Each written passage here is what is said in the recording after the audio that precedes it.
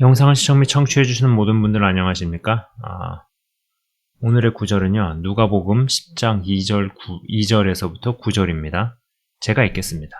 이르시되 추수할 것은 많되 일꾼이 적으니 그러므로 추수하는 주인에게 청하여 추수할 일꾼들을 보내주소서 하라.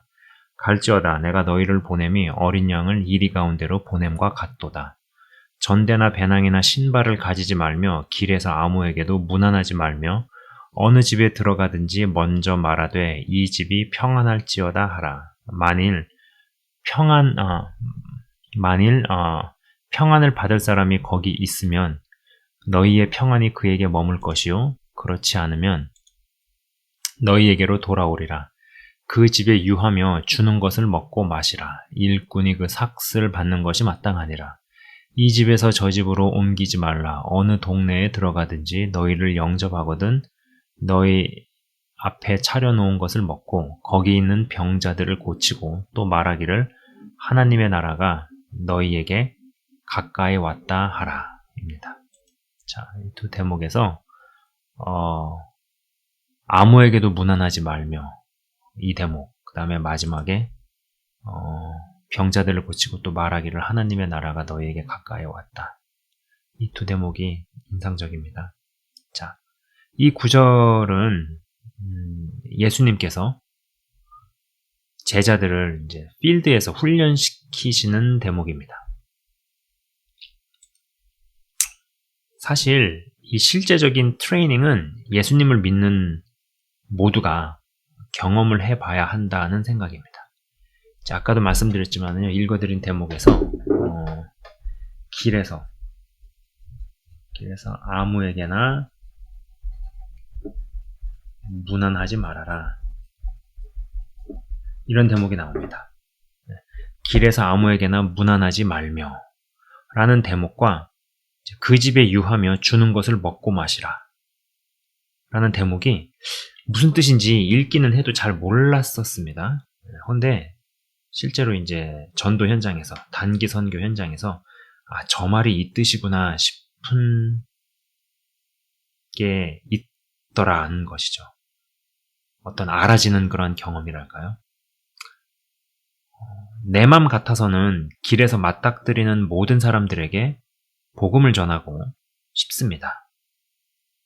특히나 단기 선교라도 나가면 제한된 시간에 비용까지 들여서 여기 왔는데 한 명이라도 더 떠듬거리는 현지어로 더 많이 컨택을 해야 한다라는 어떠한 그런 생각과 나름대로의 어떤 선한 욕심이랄까요? 혹은 그런 압박이랄까요? 경험을 하죠.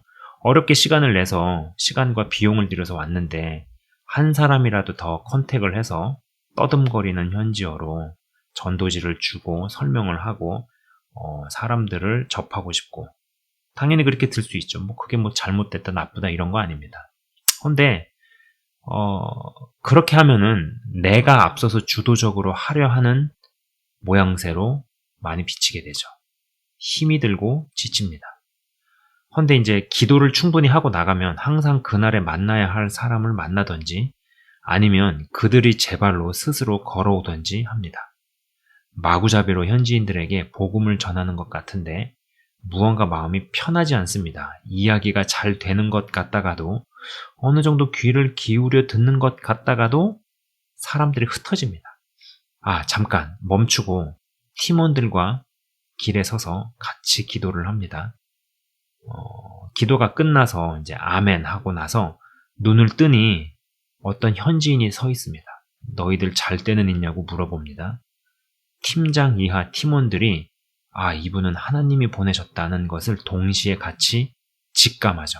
그냥 알아버리게 됩니다.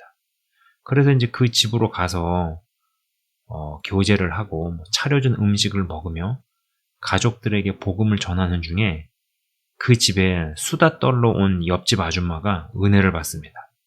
불확실성의 연속이죠. 어디로 뭐가 튈지 모르겠습니다. 이런 것 같아요. 바울과 실라가 막 찬양을 하니까 옥문이 열리고 그 옥문이 열린 사건 때문에 간수가 스스로 목숨을 끊으려다가 간수가 오히려 예수님을 믿고 그 집안이 복음화가 되고 그런 걸 다 예상을 했겠어요. 불확실성의 연속인데 무언가 굉장히 역동적이고 또 어떠한 사람을 만나게 하시고 어떠한 일들을 행하실까라는 은근 기대감이 막 마음속에 올라오죠. 그러면서 오늘 해당 구절의 말씀들이 실제적으로 경험이 됩니다.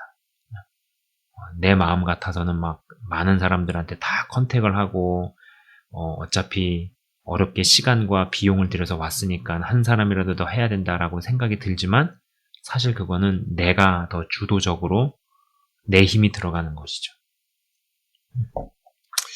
그러나 하나님께 기도를 하고 나가게 되면은 정말로 만나야 될 사람, 또 예비된 사람이 스스로 걸어오든지 아니면 만나게 되든지 하여간에 그러한 일들이 벌어집니다. 이거는 경험을 해보지 않으면은 잘 모릅니다. 제가 설명을 하는 게 한계가 있습니다. 저는 이러한 단기 선교가 여러분, 이 단기 선교 제자 훈련의 필수 코스에 들어가야 한다는 생각입니다. 가장 중요한 이유, 왜 단기 선교가 제자 훈련 커리큘럼에 필수적으로 들어가야 하느냐라는 가장 중요한 이유는 일단 예수님께서 그 방식으로 훈련을 시키셨기 때문입니다. 말씀을 가르치셨고 복음을 전파하셨지만 또 제자들로 하여금 말씀을 가르치게도 하시고 전파하게도 하셨습니다. 이러한 필드 경험을 하게 하지 않으면은 말씀을 듣고 배우려고만 합니다.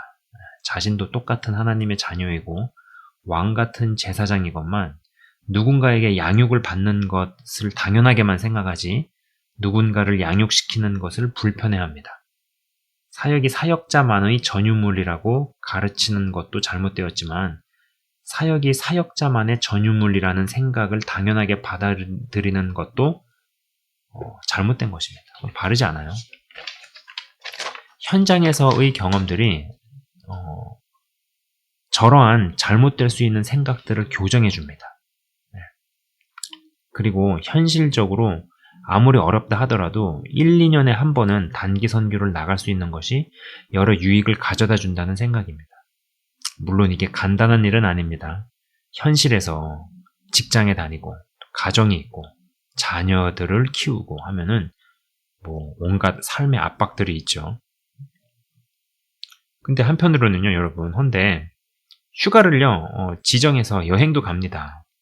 물론 요새는 코비드 때문에 이러한 것이 확 죽었지만 아무튼 저는요 세계 여행도 일부러 나가는데 이러한 선교 여행으로 그런 세계 여행을 선교 여행으로 전환해서 가는 것은 분명 의미가 있는 일이다라는 것입니다.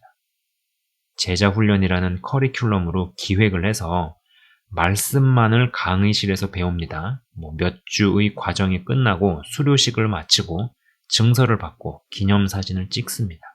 이러한 것이 필요 없다는 생각은 하지 않습니다만 물론 그걸 통해서도 일하시고 그것이 이제 필요 없다, 잘못됐다 이렇게 이야기하고 접근하고 싶진 않습니다. 그러나 그것만 있으면 그것에만 의존을 하면 복싱을 상상으로 배우고 수영을 책으로 배우는 것과 뭐가 다른가 싶은 거죠. 싸움이 나면은 두들겨 맞거나 물에 빠지면 익사하지 않겠는가라는 것입니다. 그래서 제자 훈련에는 중단기 선교, 중기 혹은 단기 선교가 반드시 포함되어야 한다는 생각입니다. 그러나 이러한 부분이 좀 개인들이 알아서 해야 하는 것들이 많은 것 같습니다. 하나의 교회가 말씀 훈련과 또 성령의 은사와 성령의 역사에 관련해서 열려있고 거기에다가 선교적 역량까지 두루두루 고루고루 잘 갖춰서 제대로 제자 훈련을 시킬 수 있는 곳은 많지 않은 것 같습니다. 많지 않죠. 그죠? 그래서 이것 또한 어떠한 연합체제로 가야 하는데 현실에서 보면은 그런 것들이 만만치 않습니다. 디테일한 이야기를 하자면 참 어려운 부분이기도 합니다. 어찌되었든 제자훈련이라는 몇 주짜리 프로그램 하나 이수한 것으로 내가 진짜 예수님의 제자라도 된 것처럼 착각을 하는 일은 없어야 할 겁니다. 뭐든 진짜 가치 있는 일 치고 쉽게 되는 일이 없지요. 예수님의 제자가 되어가는 것도 마찬가지입니다. 자, 그리고 본문 구절에서 거기 있는 병자들을 고치고 또 말하기를 하나님의 나라가 너희에게 가까이 왔다 하라는 대목을 봅니다. 저는 그 구절에서요, 모든 사역은 예수를 구주로 믿고 따르는 하나님의 자녀라면 누구라도 사역을 하도록 성장시키고 일으키고 세워야 하는 것이 맞고, 또 그 사역은 큰 범주에서, 그러한 사역은 결국은 큰 범주에서 성령 사역과 말씀 사역, 이 두 구조, 큰 범주 내에서 굳이 나누어 보자면은 성령 사역과 말씀 사역으로 나뉜다는 생각입니다.